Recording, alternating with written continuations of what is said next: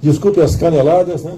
Não nasci para ser presidente, nasci para ser militar. Alguns meses atrás, eu fiz um curso, um masterclass de jornalismo investigativo com o Bob Woodward. O Bob Woodward é um dos maiores jornalistas do mundo. Ele foi um dos responsáveis por investigar o caso Watergate, que chegou a derrubar o Nixon, o presidente dos Estados Unidos, por causa de um escândalo envolvendo a administração do presidente. E ao longo de suas últimas décadas, ele se consolidou como um dos maiores repórteres investigativos dos Estados Unidos no mundo. E numa das aulas desse curso, desse masterclass, ele fala sobre o Bill Clinton. Que ele foi entrevistar o Bill Clinton e quando ele chegou lá, ele se deparou com alguém extraordinário. Em termos de presença, em termos de como ele se posicionava, o olhar dele. E ele fala muito do olhar do Bill Clinton, de como envolvia o repórter. E o que ele menciona ali é que o Bill Clinton, ele foi alguém que com 5 anos de idade já sabia que queria ser o presidente dos Estados Unidos. Alguém que tinha essa convicção e dedicou a vida inteira dele, dos 5 anos de idade até quando ele foi eleito presidente dos Estados Unidos, ele se dedicou a construir as habilidades, as perícias, as competências para um dia liderar o país mais poderoso do mundo. O Bill Clinton não foi alguém que nasceu para ser presidente, mas foi alguém que dedicou a vida inteira dele para se tornar o presidente um dia. Porque assim como nos Estados Unidos, em vários países do mundo, o presidente é a figura política mais importante de um país, a mais representativa. A que tem, às vezes, também os maiores poderes de levar um país à guerra, por exemplo, de lançar um país contra outra nação e matar milhares ou dezenas de milhares de pessoas, ou centenas de milhares de pessoas às vezes. Então é um cargo de grande responsabilidade e que geralmente o candidato à presidência investe muito tempo de sua vida para se preparar para isso. Muitos exercem outros cargos administrativos antes, executivos antes, muitos são prefeitos antes, ou governadores, e depois, quando já sentem que tem uma competência básica de administração pública, de gestão pública, eles vão lá e se arriscam à presidência. E se você for pensar, em cada eleição presidencial, você tem lá uma dezena, uma dúzia de candidatos. E apenas um vence.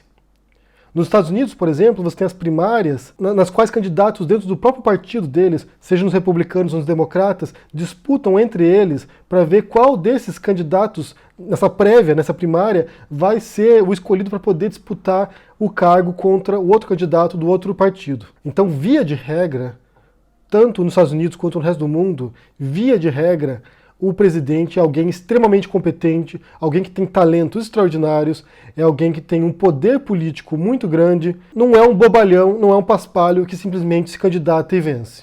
Via de regra. Embora essas regras estejam mudando nos últimos anos. A gente tem visto pessoas que não foram talhadas para isso, que não se prepararam para isso, que não têm nenhuma competência para isso, vencendo eleições. Esse foi o caso nos Estados Unidos com o Trump, que é alguém que não foi talhado para ser presidente e que tem cometido alguns erros catastróficos e agora tem desafiado o Congresso norte-americano, tem rolado conversa, tem rolado papo de impeachment do Trump, bem, isso desde o começo, mas agora tem ficado mais consistente isso. E outro também que caiu de paraquedas na presidência é o próprio Bolsonaro. Eu comecei esse vídeo aqui com uma fala dele de que ele não nasceu para ser presidente, e ele não apenas não nasceu para ser presidente, e a gente percebe isso claramente, como ele também não se preparou para isso. Ele é um incompetente, ele é alguém que teve uma carreira parlamentar, quase 30 anos no parlamento, inexpressiva, sem grande visibilidade, sem grandes conquistas, que surgiu no debate político da população como um todo de uns 3, 4 anos para cá, e que teve um único talento, de canalizar, de capitalizar o ódio e o ressentimento da população. Uma população insatisfeita por crises econômicas, por crises políticas, e que viu no Bolsonaro o tiozinho do WhatsApp que falava as verdades, entre aspas, que era homofóbico, que era escroto, que falava besteiras, que falava bobagens. Então as pessoas se identificaram com essa personalidade bizarra. O Bolsonaro não nasceu para ser presidente, ele sabe disso, e ele também não se preparou para isso. E ele também sabe disso, aparentemente. Hoje a Miriam Leitão publicou um artigo aqui no jornal o Globo, chamado Bolsonaro não sabe governar. Se você não leu esse artigo, vá lá e leia, porque é muito bom. Eu quero comentar porque o que a Miriam Leitão diz tem muito a ver com isso. Nós estamos há mais de um ano aqui dizendo que o Bolsonaro não seria um bom presidente, que ele não tinha capacidade para governar, que ele não tinha capacidade para articular o ambiente político, o cenário político, que ele não conseguiria dialogar com o parlamento. A gente dizia isso já meses atrás. E o que a Miriam Leitão fala é justamente isso. Ela começa o texto dizendo o seguinte: durante os anos em que foi parlamentar, Jair Bolsonaro não presidiu comissão, não relatou qualquer projeto, nunca liderou grupo algum. Ele não se interessava pelas matérias que passavam por lá, concentrando-se em questões do seu nicho. Sua preocupação era apenas a defesa dos interesses da corporação dos militares e policiais. Afora isso, ofendia colegas que considerasse de esquerda e dava declarações espetaculosas para ocupar espaço no noticiário. Com esse currículo, ele chegou à presidência. Hoje, não entende nem os projetos que envia ao Congresso, como se vê diariamente nas declarações que faz. Num texto breve, de poucos parágrafos, a Miriam Leitão resume exatamente quem é essa personalidade que hoje ocupa o cargo político máximo do Brasil. Alguém que não tem experiência nenhuma. Segundo a Miriam Leitão, o fato é simples: o presidente Bolsonaro não sabe governar. E essa é a razão da sua performance tão errática nestes quase 5 meses. Você tem uma pessoa simplória, intelectualmente simplória, que não compreende os problemas do Brasil, que não compreende a população brasileira, os dilemas que enfrenta a população brasileira, e que se elegeu graças a frases boçais, a bordões, que nem ele mesmo se lembra atualmente, como vocês viram lá nos Estados Unidos. E termino com o meu chavão de sempre. Meu muito obrigado a todos. Brasil, Estados Unidos, acima de tudo, Brasil acima de todos. Ele vai falar o bordão dele, ele se esquece: Brasil, Estados Unidos acima de tudo, Brasil acima de todos, esquece de Deus. Ou seja, alguém que não compreende o Brasil, como eu disse, que não compreende a política brasileira, que não compreende a importância das instituições democráticas, que não compreende a importância dos outros poderes na democracia e que desde muito tempo defendeu ideias antidemocráticas, de golpe de Estado, que publicamente, numa televisão, numa entrevista, vai lá e diz que daria golpe no mesmo dia se fosse eleito presidente. Se você fosse hoje o presidente da República, você fecharia o Congresso Nacional? Não há a menor dúvida, daria golpe no mesmo dia. No mesmo dia. Não funciona. E tenho certeza que pelo menos 90% da população ia fazer festa e bater palma, que não funciona. O Congresso hoje em dia não serve para nada, Xará. Só vota o que o presidente quer. Se ele é a pessoa que decide, que manda, que tripudia em cima do Congresso, deu logo um golpe, pô. Parte logo para a ditadura. E outra coisa que a Miriam Leitão faz também é relacionar, algo que eu fiz também aqui no vídeo passado, relacionar essa mobilização agora em torno do Bolsonaro, de fazer um protesto pró-Bolsonaro, pró-governo, às manifestações que fazia também Hugo Chávez na Venezuela. O maior medo dos bolsonaristas, o maior medo dos eleitores do Bolsonaro durante a campanha eleitoral era que o Brasil virasse uma Venezuela. O Nando Moura veio aqui e fez um vídeo dizendo que se o Haddad ganhasse, o Brasil viraria uma Venezuela em poucas semanas. E, na verdade, a venezuelização do Brasil tem ocorrido graças ao Bolsonaro. Ele tem desafiado os poderes da democracia, ele tem instigado as suas milícias virtuais e físicas também, e reais, contra os poderes. O filho do Bolsonaro vai lá e diz que basta um cabo e um soldado para derrubar os ministros do Supremo. O STF vai ter que pagar para ver. E aí, quando ele pagar para ver, vai ser ele contra nós. Assim, você está indo para um pensamento que muitas pessoas falam e muito pouco pode ser dito. Mas se o STF quiser arguir qualquer coisa, sei lá, recebeu uma doação ilegal de R$100 do José da Silva, impugna a ação dele, a candidatura dele. Eu não acho isso improvável, não, mas aí vai ter que pagar para ver. Será que eles vão ter essa força mesmo? O pessoal até brinca lá, cara. Se quiser fechar o STF, sabe o que você faz? Você não manda nem um jipe, cara. Manda um soldado e um cabo. Não é querer desmerecer o soldado e o cabo, não.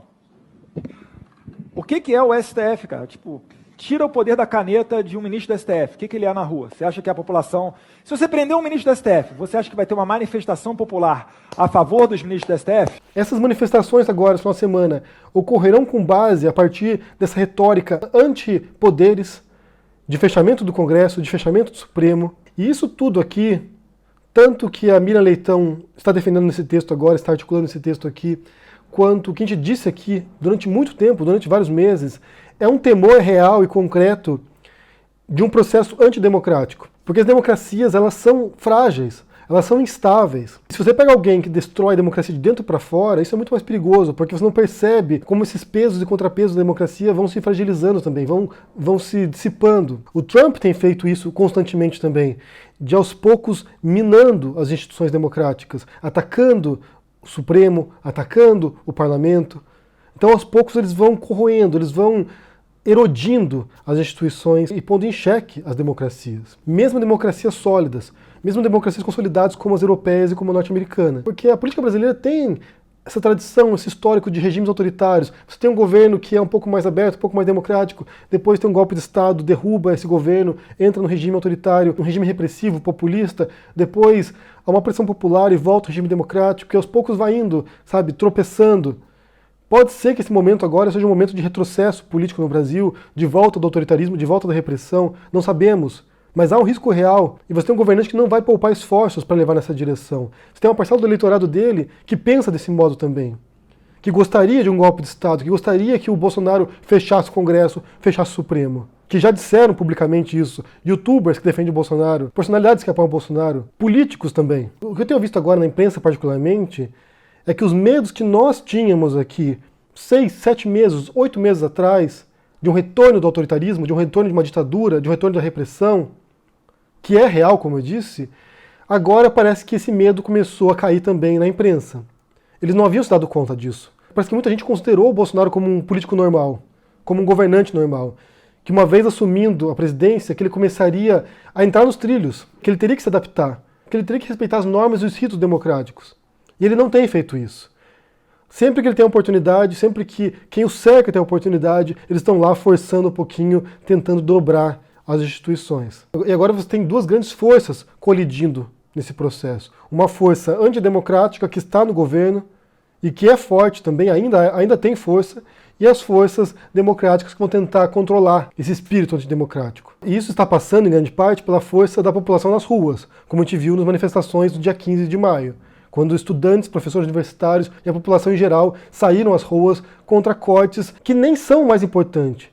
Os cortes na educação, embora possam afetar a educação, possam afetar as universidades, possam afetar o rumo da educação no Brasil, não são os mais importantes. O que moveu a população às ruas é o espírito por trás disso. Porque esses cortes foram motivados inicialmente por uma agenda ideológica, por uma agenda antidemocrática, por uma agenda anticonhecimento, obscurantista. Primeiro, eles elegeram 3 universidades que eram as inimigas do Bolsonaro. E quando eles viram que isso caiu muito mal, que isso não se justificaria, eles vão lá e cortam para todas as universidades. Mas o espírito inicial desses cortes foram cortes contra a cultura, contra a educação, contra o conhecimento, contra a oposição política. E agora, nas próximas manifestações contra o Bolsonaro, talvez a agenda da educação seja até irrelevante. O importante é tentar controlar um governo que tem um forte viés autoritário e antidemocrático, e que está mobilizando os seus seguidores, as suas milícias, para saírem às ruas para defender um governo que é caótico, que é insano, que é perigoso,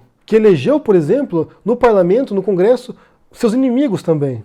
Mais um dos vários inimigos que esse governo já escolheu durante a sua trajetória de poucos meses. Esse texto da Miriam Leitão aqui, eu recomendo que vocês leiam, vou deixar aqui para vocês lerem no comentário fixado. Esse texto da Miriam Leitão resume aquilo que a gente tem feito há meses aqui denunciado, de um governo incompetente, de alguém que não sabe governar, de alguém que não se preparou jamais para isso, que não sabe nem como proceder, que não sabe nem quais são seus limites constitucionais. E esse político agora, que está no cargo mais poderoso do executivo, vai entrar em choque com outros poderes agora. A resposta que a gente tem que buscar, e que a gente vai descobrir em breve talvez, é qual dessas forças vai ganhar no final. Porque se as forças antidemocráticas, as forças repressivas, as forças ditatoriais ganharem, aí muita gente no Brasil vai perder. Muita gente. Inclusive até eleitores do Bolsonaro. Porque eles não toleram dissidência. Eles não toleram vozes contraditórias. Se você foi um eleitor do Bolsonaro e agora você está cansado disso já está cansado dessa bagunça, já está cansado dessa incompetência, e você resolveu denunciar o Bolsonaro, você também será um alvo caso o Bolsonaro consiga os objetivos autoritários dele. Não importa se você é um inimigo de primeira hora do Bolsonaro, se você está aqui há um ano denunciando o Bolsonaro ou mais, ou se você é um inimigo novo. Porque todos os inimigos do Bolsonaro serão alvos. E já estão sendo alvo também.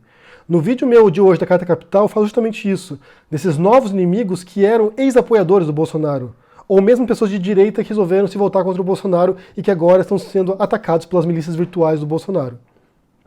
Pessoas como o Lobão, como a Janaína Pascoal, como a Andreasa, como o Felipe Moura Brasil, como ex-olavistas, ex-bolsonaristas que vieram a público aqui dizer não, uma coisa está errada nisso aqui, esse governo não está funcionando.